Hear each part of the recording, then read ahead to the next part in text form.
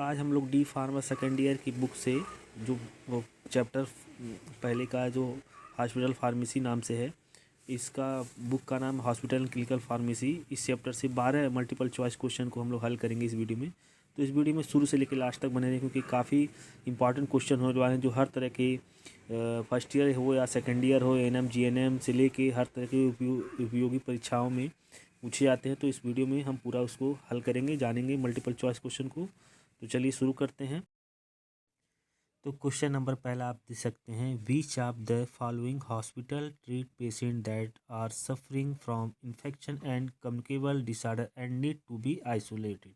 यहाँ पूछ रहा है निम्नलिखित में से कौन सा अस्पताल उन रोगियों का इलाज करता है जो संक्रमण और संचारी रोग से पीड़ित हैं और उन्हें किस तरह के अस्पताल में रखा जाता है। तो यहाँ पे दिया हुआ है a research hospital, b general hospital, c specialist hospital और डी आइसोलेशन हॉस्पिटल। तो इसका सही आंसर होगा डी, क्योंकि इनको आइसोलेशन अस्पताल में रखा जाता है। आइसोलेशन अस्पताल डी नंबर सही होगा इनका।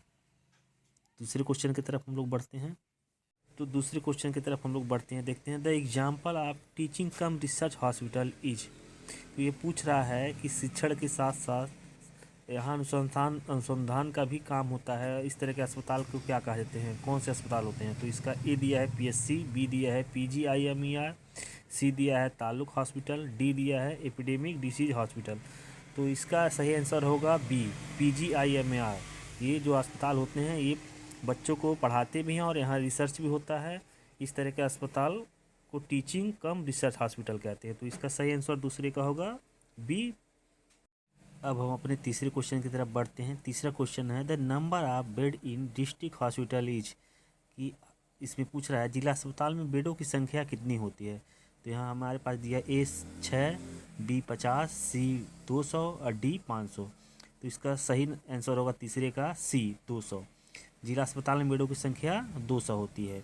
तो प्लीज़ अगर इस वीडियो को आप देख रहे हैं तो प्लीज़ इस वीडियो को लाइक कर दीजिए और अपने दोस्तों में शेयर कर दीजिए, और हमारे चैनल पर नए हैं तो इस चैनल को फ्री में सब्सक्राइब करिए, जिसका कोई चार्ज नहीं लगता है। चलिए आगे हम अपने चौथे क्वेश्चन की तरफ अब बढ़ते हैं। चौथा क्वेश्चन है हमारा, which hospital are controlled by the state or union territory.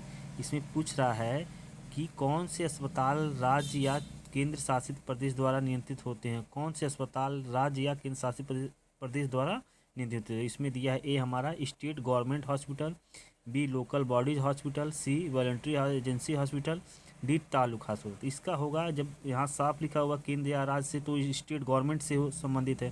तो इसका चौथे का ए सही होगा, स्टेट गवर्नमेंट हॉस्पिटल इसका सही होगा। ये इसे केंद्र शासित प्रदेश द्वारा नियंत्रित होते हैं। तो चलिए अगला हम अपना पाँचवा क्वेश्चन की तरफ बढ़ते हैं। पाँचवा क्वेश्चन है हमारा, the example of voluntary agency hospital is, यानी पूछ रहा है स्वैच्छिक एजेंसियों के अस्पताल का उदाहरण है। इसमें से ए लोकल बॉडीज नहीं सॉरी ए है CMC hospital, b Manipal hospital, c Hinduja hospital, d PGIMER hospital. यहाँ इसका पूछने का मतलब है स्वैच्छिक, जो किसी के नाम से हो, स्वयं का हो। तो इस पाँचवें का सही होगा ए सीएमसी हॉस्पिटल, ये स्वैच्छिक अस्पताल है। बाकी ये सब गवर्नमेंट का या किसी का इंडिविजुअल का नहीं है, किसी और तरह के लोगों का है। तो पाँचवें का ए सीएमसी हॉस्पिटल सही होगा। और अगला हम छठवें क्वेश्चन की तरफ बढ़ते हैं। छठा क्वेश्चन हमारा है, the chief hospital pharmacist is the head of pharmacy who report to the. छठवा कह रहा है मुख्य अस्पताल फार्मासिस्ट फार्मेसी का प्रमुख होता है जो किसको रिपोर्ट करता है। तो यहाँ दिया है लोकल बॉडीज, बी एडमिनिस्ट्रेशन, सी एक्सक्यूटर, डी डिस्ट्रीब्यूटर। तो छठवें का होगा ये बी एडमिनिस्ट्रेशन, यानी कि वो छठवां प्रशासक को अपना डिटेल देता है, अपना रिपोर्ट देता है। तो छठवें का बी एडमिनिस्ट्रेशन होगा। और हम सातवें क्वेश्चन की तरफ बढ़ते हैं। सातवां क्वेश्चन है हमारा, SFDA stand for. SFDA stand for का फुल फॉर्म पूछा है, ये पूर्ण रूप क्या होगा। तो इसमें ए दिया है Saudi food and drug approval, b दिया है state food and drink application, c दिया है Saudi food and drug administration, d दिया है Saudi food and drug authority. तो सातवें का डी सही होगा, Saudi food and drug authority इसका सातवें का फुल फॉर्म होगा। SFDA का स्टैंड फॉर फुल फॉर्म होगा Saudi food and drug authority.